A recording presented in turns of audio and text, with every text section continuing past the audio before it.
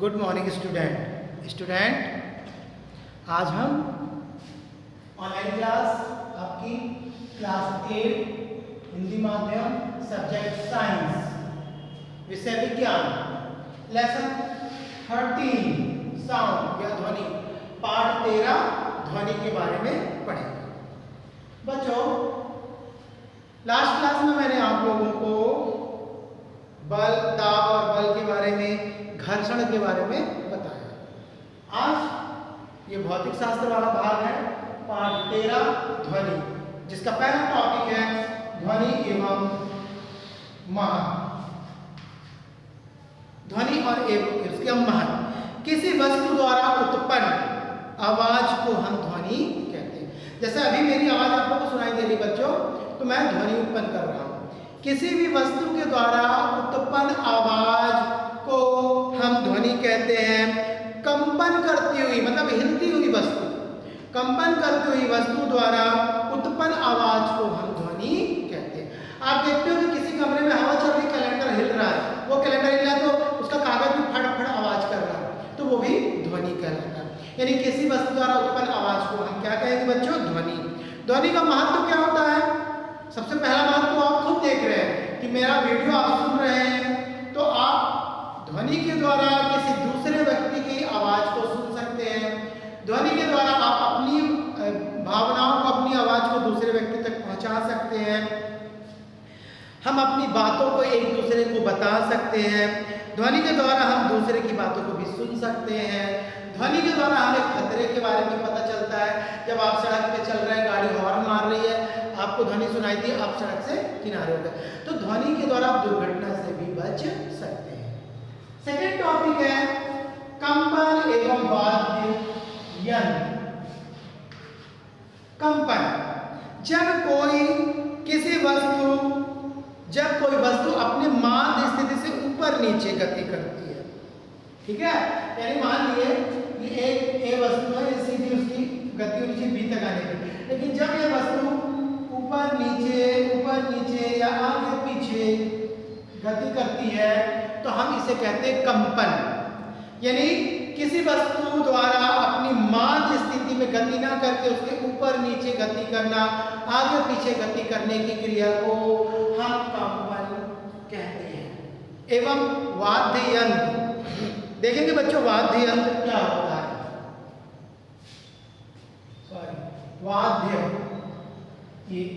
यंत्र वे सारी वस्तुएं जिनसे हम ध्वनि उत्पन्न करते हैं उसे हम वाद्य यंत्र कहते हैं।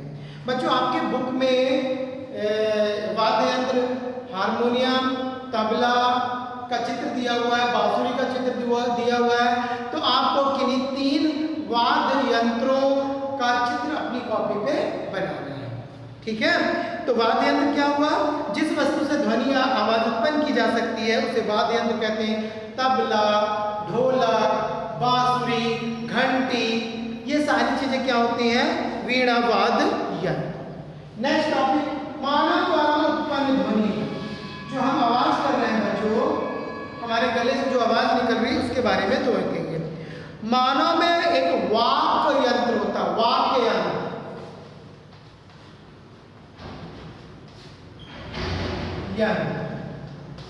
जिसे हम कंठ कहते हैं।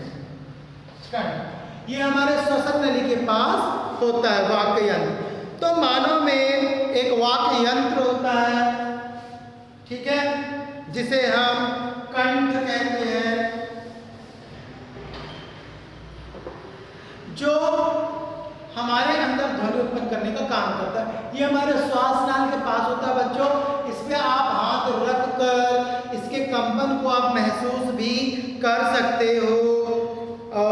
यह शरीर के में श्वसन नली के पास होता है, ध्वनि उत्पन्न करने का काम करता है। इस वाक्य यंत्र का मैं चित्र आप लोगों को बना के दिखाता हूँ, कैसा होता है इसका चित्र।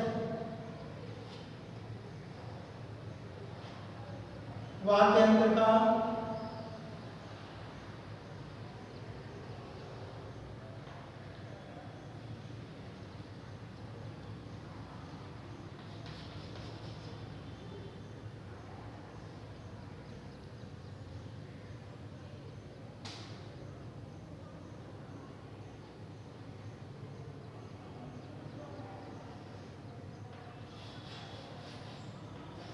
ये आपका वाक्य यंत्र है जो आपके अंदर ध्वनि उत्पन्न करने का काम करेगा।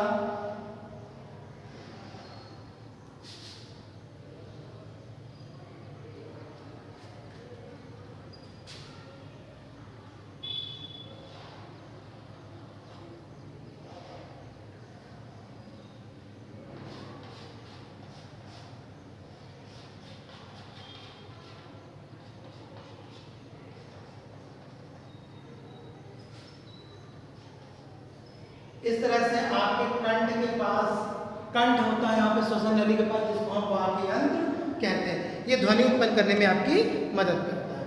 नेक्स्ट टॉपिक है आपका ध्वनि संचरण का माध्यम। आप जब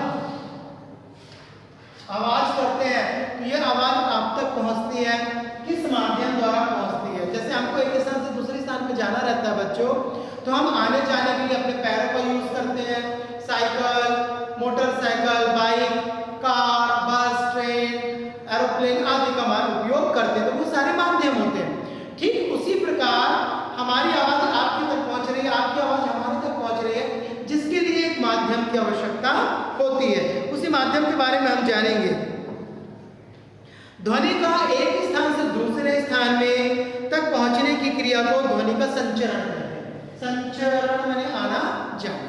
जब ध्वनि एक स्थान से दूसरे स्थान पर जा रही है, यानी मेरी आवाज आप तक जा रही है, आपकी आवाज मेरे तक आएगी, तो ये ध्वनि संचरण कराता है। ध्वनि के एक स्थान से दूसरे स्थान में जाने के लिए माध्यम की आवश्यकता होती है, और यह माध्यम होता है हवा एवं पानी। ध्वनि को एक स्थान से दूसरे स्थान पर पहुंचाने के लिए हम माध्यम यूज कर सकते हैं, हवा और पानी। निर्वात में ध्वनि उत्पन्न नहीं। नेक्स्ट टॉपिक आवृत्ति एवं आवर्तकाल।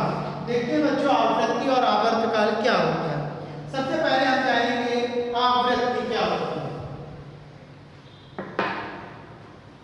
वस्तु के इधर उधर गति करने के कारण कंपन उत्पन्न होता है, और इस गति को हम दोलन, वस्तु ऐसे से कर रही है, या आगे पीछे जा रही है या ऊपर नीचे जा रही है, जिसको हम कहते हैं क्या, कंपन।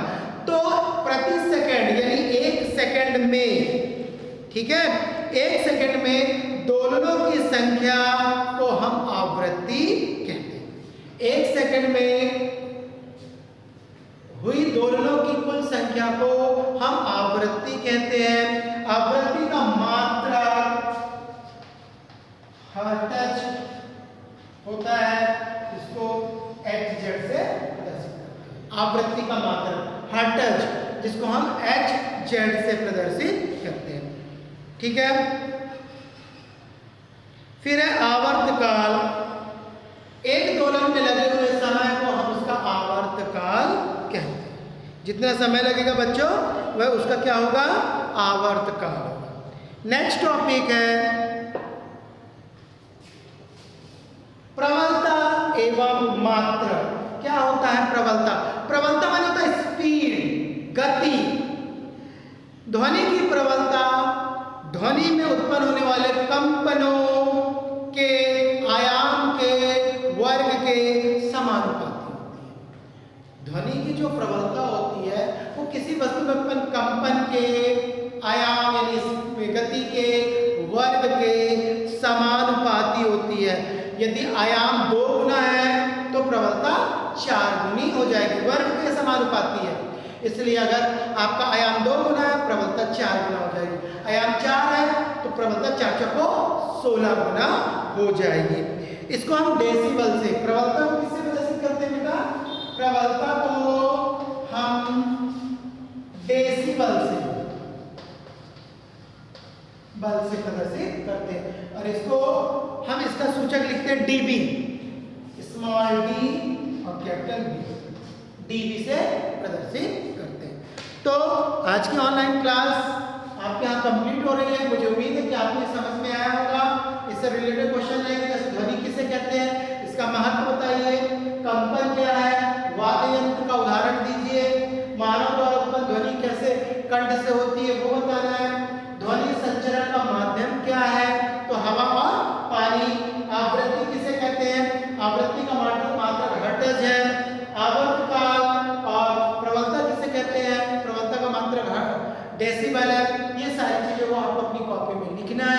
और अच्छी तरीके से याद करना है। Thank you.